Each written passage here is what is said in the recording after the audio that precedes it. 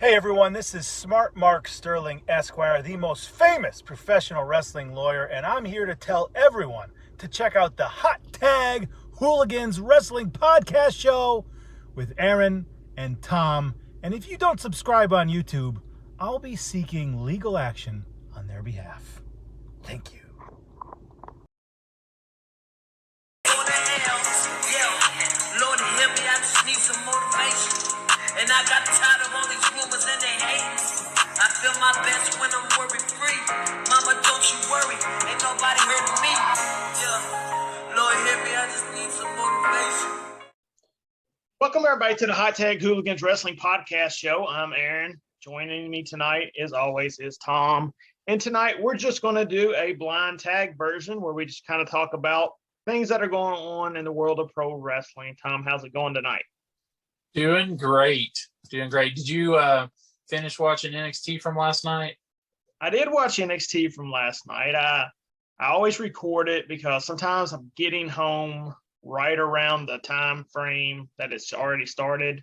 So by the time we get done running the kids here and there, I always kind of like to sit down and watch it without any interruptions or having to get up and do something. I was able to watch it, probably finished it a little bit about 11:30 Central Time last night. What's your thoughts on Cole and O'Reilly? Cole and O'Reilly. Well, I think it's going on long enough. This needs to be the end of it.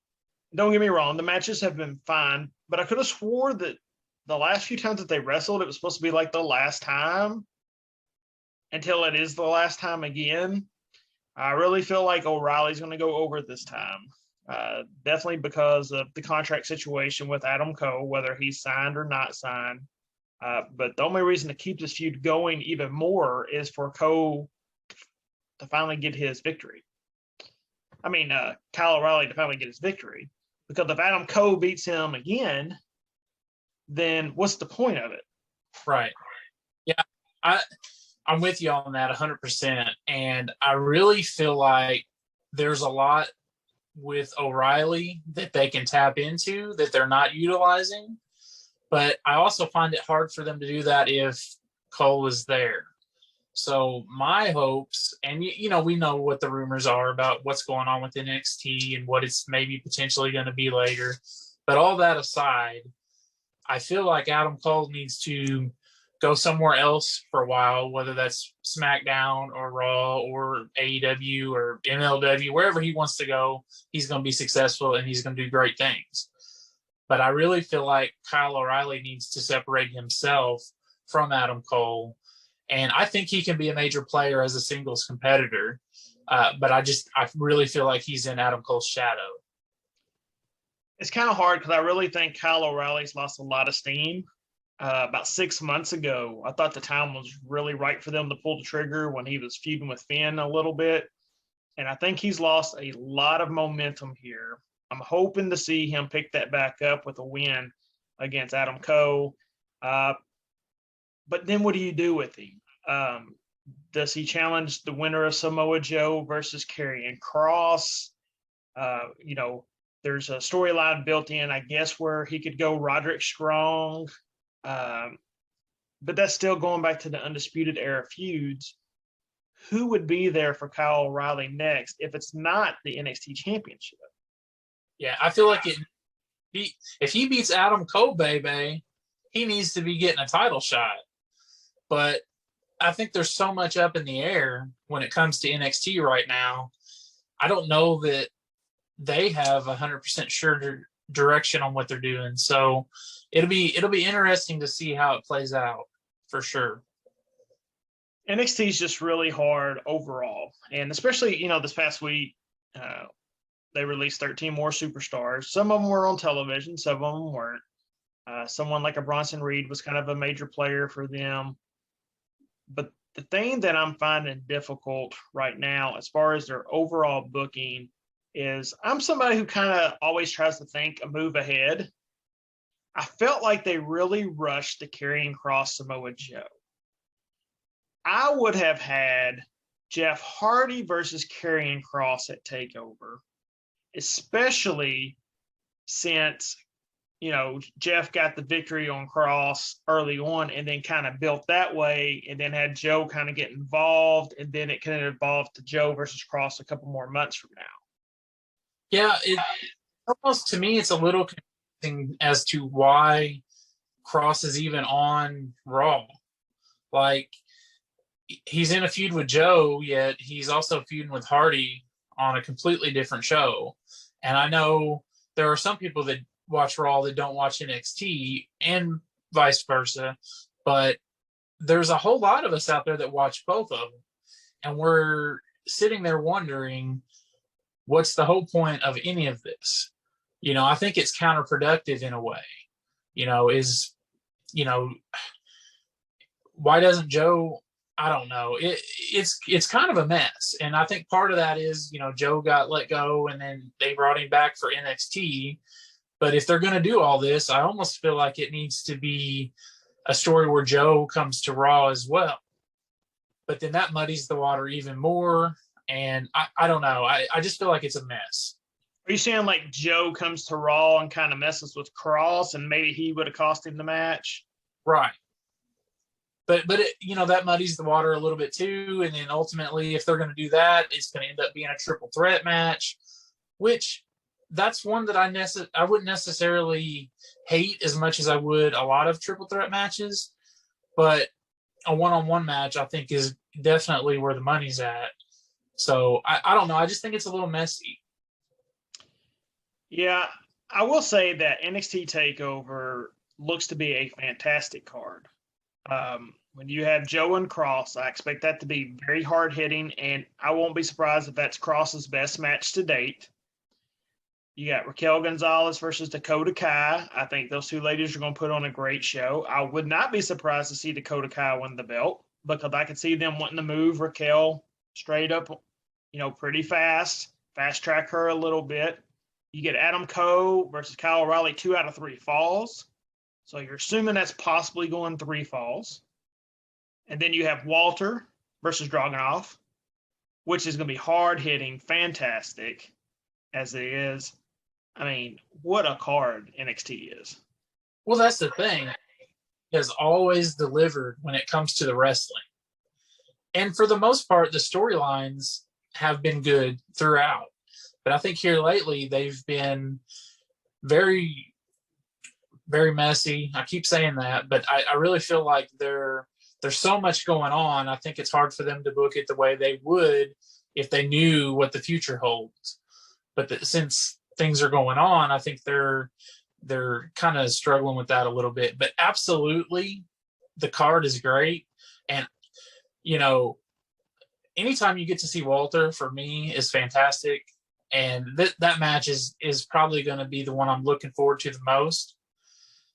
And I'm hoping that Cole and O'Reilly delivers like they normally do.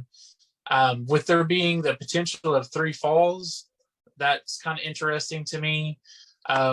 What's your thoughts on whether it'll actually go to the 3rd fall? Yeah, I for sure think it's going to go to the 3rd fall. I mean, I say that, but I have seen 2 out of 3 falls and then 2 falls. But let's say this is Adam Cole's last match in NXT. He deserves 3 falls. I totally agree. But in that same instance, I can see them being like, no, we ain't doing that. We're putting, if we're going to have O'Reilly win, we're putting him over super strong. And, because you know how they are. Vince probably sitting up there saying nobody's watching NXT anyway. It doesn't matter. And so I just think it's going to be interesting. I'm very much looking forward to it, seeing which way it goes. Yeah. And since we haven't had a chance to really talk about it, because we haven't done a blind tag in a while, your overall thoughts on the releases done by WWE over the last 3 or 4 weeks? Some of them I get. I understand it's a business. Totally get it. But some of them are also heartbreaking, especially when you have individuals who are busting their tail. They are over and have everything that it takes to be successful. And yeah, we don't know exactly what's going on. We can fantasy book and we can do all these things all day long. However, we don't really know what is going on behind the scenes. So I hate to be too super negative on it, other than the fact that there's been a ton of releases and there doesn't seem to really be a good reason for it that we know about. Bronson Reed kills me because he, to me, has a fantastic look. He's a very gifted athlete, and he's just got that something that I feel like we're missing in different places. And I just don't think WWE knows how to book those type of guys. I don't know what their issue is with it, but I just feel like a big guy doesn't get the dedication to the development. They rush it, and he's a big monster, and he'll beat a few people for a while, and then they're like, well, now what? And I think that's definitely hurting them overall. And that action figure was going to be so great, and now we may never get it. I'm pretty sure you'll probably get it. My biggest thing is he was just recently your North American champion in NXT. So you built all these months and made me care about somebody, only to tell me that they didn't matter. Yeah. So, when he lost to Swerve, my thought was he's going to go to the main roster when they do a draft. That was my thought, and I was perfectly okay with that. I saw some matchups I kind of liked. Now, granted, everyone is saying he's right at 6 foot on television. He looks bigger, but there are things that you can do with him. Someone like a Ryback comes to mind, where Ryback wasn't the tallest guy, but he had this look, and they made him out to be a monster. Then he got over. Then he got exposed. But Bronson is different than Ryback. He can actually go. Absolutely. He is, and I think he calls himself he's the best super heavyweight in the business. He's up there if he's not the best. And I don't know what they think that he's missing, but I feel like he has it all. And I feel like he would be fresh. Like, I think you could drop him on SmackDown. I feel like you could drop him on Raw, either one. And I think that there's a lot of matchups I'd love to see. I'd love to see him and Sheamus. I feel like that would be fantastic. I mean, and it could be, I would love to see him and Sami Zayn, Big E on SmackDown side. I mean, I see matchups there that could rejuvenate some other people too. And when we're getting the same matches week in and week out, and then you let a star like Bronson Reed go without even trying to see if it works on the main roster, I think they're just throwing money away. They've got too much and they don't know what to do with it.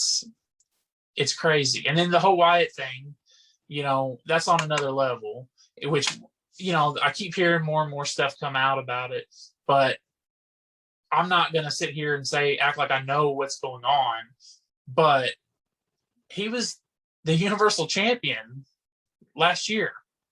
Like, for a long time, was the main attraction for a lot of people. The Fiend is a character that merch sales had to have been phenomenal. He's in 2 years, 10 action figures? I mean, they've only done, 12 or 13 Ultimate Edition action figures, and he's got one. He was a big deal. And how they can let that slip away is beyond me. Yeah, I mean, they want to make characters that people love and want to invest in.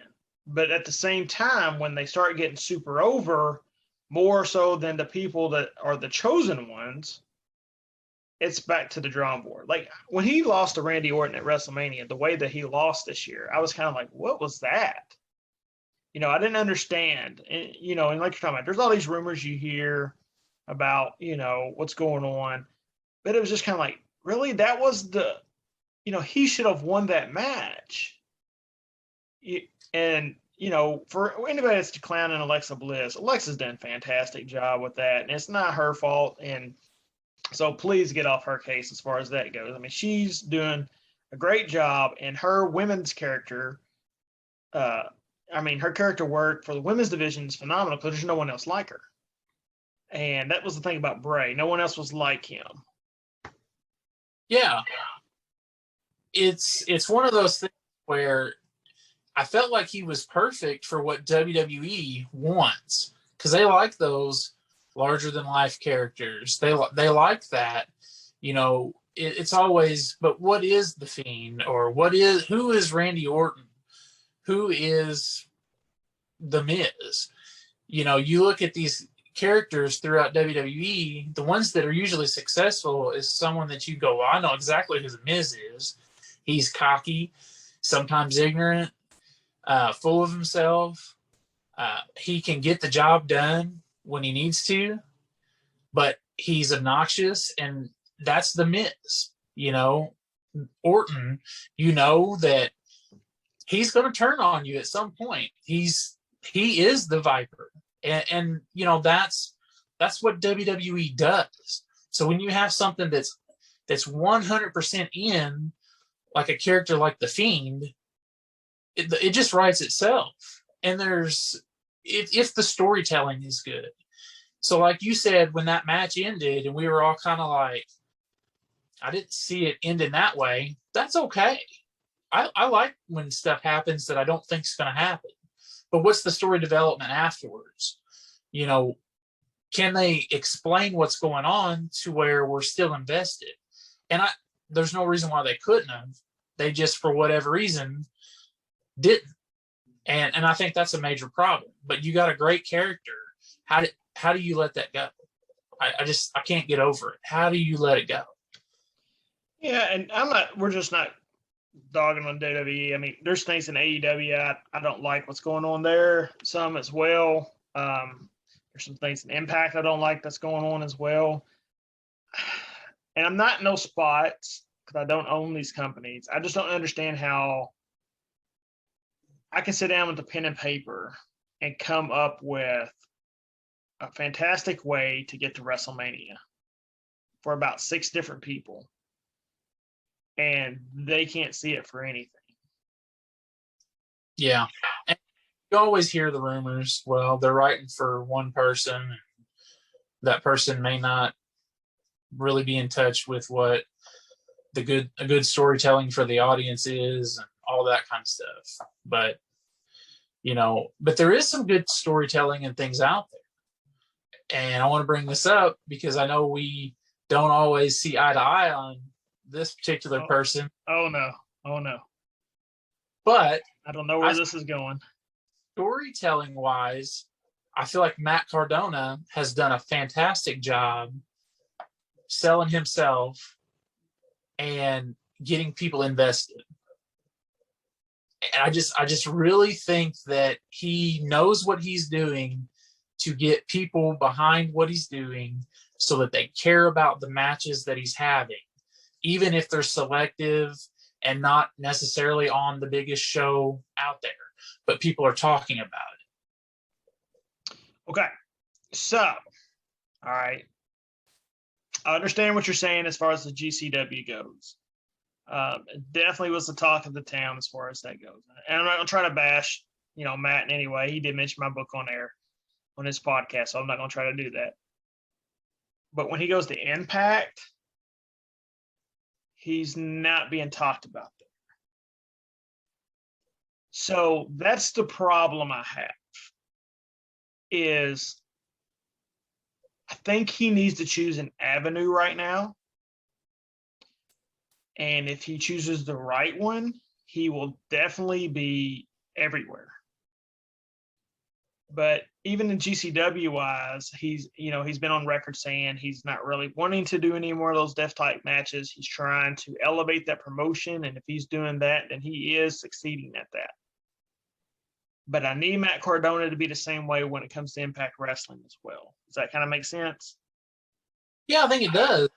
I I wonder though what the booking philosophy is and how much control he has over it at Impact versus a place like GCW where he's the big fish in a little pond when he goes there. But in Impact, I feel like he just fits in with everybody. I don't feel like he's necessarily above anybody there, but I don't feel like he's lower than anybody either. And when you've got so much talent in Impact right now that are at his same level, that have been there longer, I don't know where he fits into their booking right now. You know, I feel like someone like Brian Myers, who is a phenomenal in-ring talent and has done a pretty good job himself in Impact at trying, you know, to be relevant and putting on good segments and really pushing that. I feel like somebody like him deserves more of the push there in Impact versus somebody like Matt Cardona, who hasn't been there as long and hasn't been the focus on TV. Granted, I'm not saying that Brian Myers should be their world champion today. That's not what I'm saying. But I think there's a lot of guys that have been there a little bit longer that are just as much at his level that I think maybe need the booking to be more beneficial for them as of right now, and then tell a story where he gets to that point if he's going to stay in Impact. Because as we know from what he said, he's not signed anywhere. He can go wherever he wants. He can work wherever he wants. And his deals are open like that. So I guess that's part of it as well. Is his long-term trajectory for him to be there and to be in a meaningful feuds and storylines, or is he just there to be a draw and to put on good matches? That's where I struggle with Impact. Impact for me, what I struggle with is Kenny Omega being the champion. I didn't have a problem with it when it first happened. I understood why it was going on. They were trying to elevate. But now, I mean, on AEW, it's not mentioned. I think some people that may have or should have beaten him, such as Moose, got passed over. And it looks like it's the setup for Jay White to win it, possibly, who's a New Japan guy. And that still does nothing for, you know, what happens when these people leave? You know, that's the thing. What happens when the Jay Whites and the Kenny Omegas, now, if they're going to be here for the next 5 years doing this crossover type stuff, great. That's fine. But I don't believe that. I believe this is still a short-term deal. And in the meantime, you're starting to kill off some people. You know, the Mooses, you know, Big Cass is doing great over there right now. You know, it seems like he's really revitalized his career a little bit. There's other people that you can bring in as well. It's kind of frustrating. Impact's a totally different subject, but you know, as far as that goes, that's where my mind is with Impact. It's just kind of hard. I need Kenny Omega to lose that belt. It's like watching AEW 2 nights in a row for me, because you're watching them on AEW and then you're watching them on Impact. Like, I only need to see them once a week. Now let me see some of these other guys. Yeah. And you know how I feel about him. He don't really do much for me anyway. I think it feels redundant.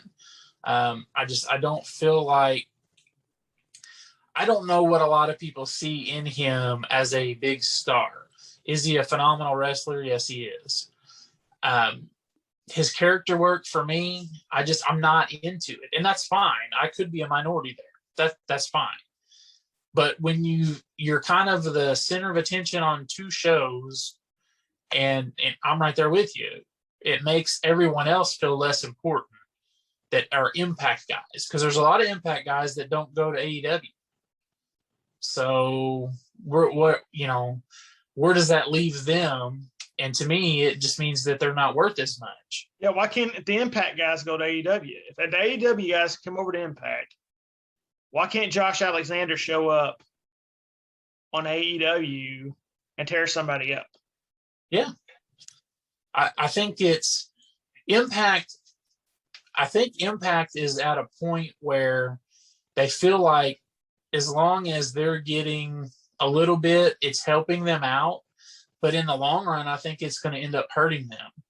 Because if they don't do nothing to build the guys that are actually working for them, like you said, once all that ends, they are got a roster full of people that got beat by the other promotions. Yeah, when they start live touring, and Kenny Omega, your champion's not in Evansville, Indiana, or Knoxville, Tennessee wrestling, what happens? Because people are gonna be like, well, I thought these are the 5 main guys in the promotion, and none of them are there because they're booked somewhere else.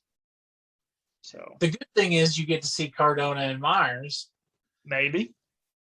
I mean, as far as they're on the card. However, that doesn't really help the booking of the TV show when you're just getting bits and pieces of it. So, yeah, I think Impact is kind of a mess anyway. But there's a lot of good talent there that I wish they would spotlight versus Kenny Omega. All right. We'll see. We'll see what they do. We'll see how long this lasts once everything kind of gets back to normal. And who knows what that's going to be. Who knows if SummerSlam's going to happen? I mean, who knows? We still got time for that. I'm scheduled to go to the NWA Empower. Who knows if that's going to happen? It's just tough times again. Here we go. With everything that's going on. So we'll just have to wait and see exactly what all happens as far as that goes. There's a lot of stuff coming up, though. Hopefully it holds through and we can get some of this in. But I'm with you. I don't have high hopes. Yeah. We'll try to do some SummerSlam predictions coming up a little bit closer in time. The card's still being a little bit finalized and kind of see how things are kind of going as far as that goes. We do want to tell everybody that our 1-year anniversary is coming up on August 20th. Now, we won't have a show on August the 20th, but we'll have one that week or next week, definitely. But while it's just me and Tom here, I want to thank everyone 100% for who would have thought. I haven't seen the subscriptions today, but I know we're in the 380s. And for some, that's not a lot. But for us, it's 378 more than what we thought we'd have because that takes away our 2 subscriptions to the channel. And it's been a great ride this first year. I mean, some of the guests that we've had on here, I mean, wow. And look how some of them have blossomed. So I'm hoping in the years to come, when people kind of look back at our year 1, how we've perfected it a little bit better, made the shows better, had not to say we had any better guests, but our interview styles and things of that nature matured with our guests that we did have. So just want to make sure we tell everyone thanks. Absolutely. We also have merch up on Pro Wrestling Tees. There's a few new shirts, a couple that are the established 2020 shirts, and then we do have the season 2 logo shirt. Shout out to Mayday for creating that logo for us. It's pretty sweet. So check those out. Some great t-shirts there. Yep. If anyone's ever need any graphic work done, check out Mayday over on Twitter. Does a great job. Did the art for my book, Independent Road, and has done our logos and our shirts for quite a while. It's always great to have artists who are willing to help collab with you and kind of see some of your visions go through. So appreciate that. Make sure you all, though, still hit the subscribe button. We don't want to stop at around 380. We want to see that number continues to climb. And make sure you all always try to give us a listen on all audio platforms. And we'll have about one more show before we kick off season 2. Now, we are going to take a break here at the end of August, and we'll start back up the 1st of September. Just rejuvenate so we can plan some things out for the month of September. And I did receive some emails today from some people who will be coming on the show in September. I can't wait to share those people with you all. For everyone, make sure you all are staying safe. Right now, that's the most important thing. Kind of know that over the last 24 hours more than anybody, but make sure that you are doing what y'all need to do. And if you're out at the shows, make sure you're supporting the men and women by buying their merchandise, help them out as much as possible. And we will see you all later in the week.